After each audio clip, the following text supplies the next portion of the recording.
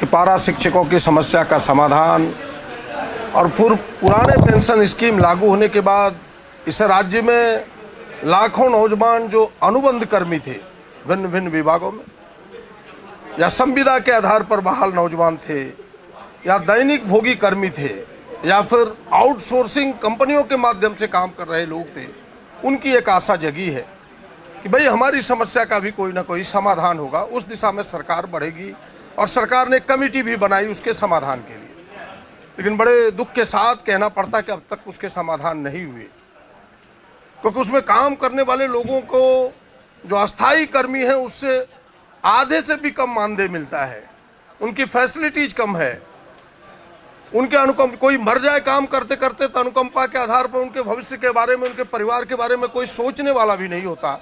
तो हमने पूरे विषयों को भिन्न भिन्न विभागों का, चाहे शिक्षा विभाग हो, बिजली विभाग हो, स्वास्थ्य विभाग हो या फिर ग्रामीण विकास विभाग हो, सचिवालय हो, जिला मुख्यालय हो, तमाम जगहों के प्रश्नों को एक साथ समेट के लाया था कि सरकार ऐसे लोगों के भविष्य को ध्यान में रखते हुए एक अस्थायी निदान निकाले।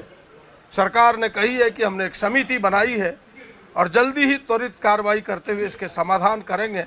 हमने इस प्रश्न को अब तक जिंदा रखा है, जब तक इसका समाधान नहीं होगा आगे भी विधानसभा में सड़क पर यह प्रश्न आएगा, सरकार के सामने रखेंगे, क्योंकि लाखों नौजवानों के भविष्य से जुटा हुआ यह प्रश्न है। समान दे नहीं सकते कि एक वैध है एक अवैध है।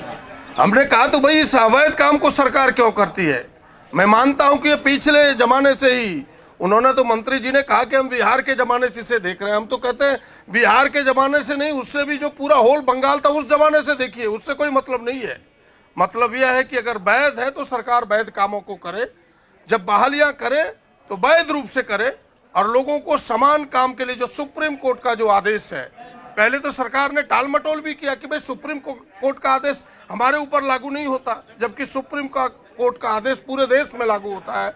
इन तमाम प्रश्नों को रखा है। हमें लगता है कि सरकार ने मेरे प्रश्नों को गौर जरूर किया होगा, उनके अधीन काम करने वाले लोगों ने गौर किया होगा, उन्होंने आश्वस्त इतना किया है कि इसके समाधान के रास्ते निकालने के लिए सरकार चिंतित है। मुझे विश्वास है कि सरकार इसके कोई ना कोई रास्ते निकालेगी। नहीं निकालेगी तो हम जैसे प्रतिनिधि स्वतंत्र है फिर से प्रश्नों को सरकार के सामने रखने के लिए, यही मेरी जिम्मेवारी है, फिर से इस जिम्मेवारी को सामने लाएंगे। Thank you. है यहाँ तक कि बहालियों में शोषण होता है और उसमें हमने गोड्डा जिले का उदाहरण दिया कि भाई वहाँ एक संस्था है हरित फाउंडेशन का के, जिन्होंने 35 शिक्षकों की बहाली की, एक लोगों से 35-35 हज़ार रुपये की वसूली की, 2 FIR भी लॉन्च हुए हैं। और ये केवल एक छोटा सा उदाहरण है, राज्य में ये सैकड़ों उदाहरण इस प्रकार पड़े हुए हैं। सरकार को इस शोषण से भी नौजवानों को बचाना चाहिए। ऐसे जो बाई एजेंसी है, ऐसे एजेंसी पर कार्रवाई करनी चाहिए और उनके भविष्य को सुरक्षित करने का प्रयास करना चाहिए।